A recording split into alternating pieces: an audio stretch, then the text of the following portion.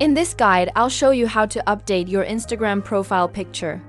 If you find this helpful, consider subscribing and leaving a like. To start, navigate to your profile by tapping on the icon in the bottom right corner. Once you're on your profile page, you'll see your current profile picture in the top left corner. Now let's update it.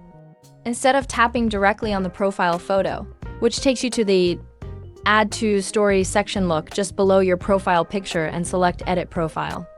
At the top of the edit page, tap on Edit Picture or Avatar. From here, you can either take a new photo, choose a picture from your phone's library, import one from Facebook. For example, if you pick a photo from your library, simply select the image, zoom in, or crop it as needed, then hit Done to save your changes. Your new profile picture will instantly update on your profile page. And that's it, quick and easy. If this tutorial helped you out, don't forget to like and subscribe for more tips.